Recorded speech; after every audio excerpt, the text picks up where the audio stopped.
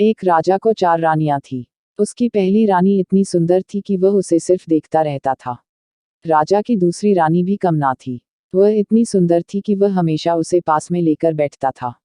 राजा की तीसरी रानी उससे भी ज्यादा सुंदर थी, इसलिए राजा उसे हमेशा हर जगह अपने साथ में ले जाता था। हाँ, राजा की चौथी रानी की तरफ राजा ने कभी ध्यान नहीं दिया। ना उससे प्यार से बातें करता था, ना उसे कहीं लेकर जाता था। राजा इस चौथी रानी को हमेशा इग्नोर करता था। समय बीता, राजा बूढ़ा हो गया और वह समय भी आ गया जब राजा अपनी आखिरी सांसें गिन रहा था। अपने आखिरी समय में राजा ने अपने पहले रानी को अपने पास बुलाया और पूछा कि क्या वह उसके साथ मरने के बाद भी जाएगी। रानी ने साफ साफ मना कर दिया और कहा वह राजा के साथ कहीं नहीं जाने वाली। राजा को बड़ा दुख हुआ। फिर राजा ने दूसरी रानी को अपने पास बुलाकर यही सवाल किया। दूसरी रानी ने राजा से कहा कि वह शमशान तक उसके साथ जाएगी, उससे आगे नहीं। राजा को अपनी तीसरी रानी से बड़ी आस थी।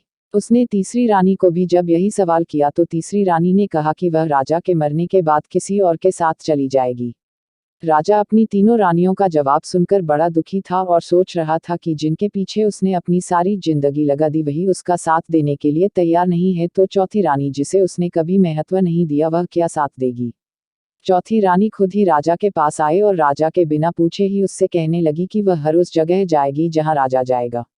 स्वर्ग हो या नर्क, कोई भी प्राणी का जन्म हो, वह कभी राजा का साथ नहीं छोड़ेगी। अपनी चौथी रानी का जवाब सुनकर राजा की आंखों से आनंद के आंसू आ गए और उसने खुशी खुशी अपने प्राण त्याग दिए। दोस्तों, कौन था वो राजा?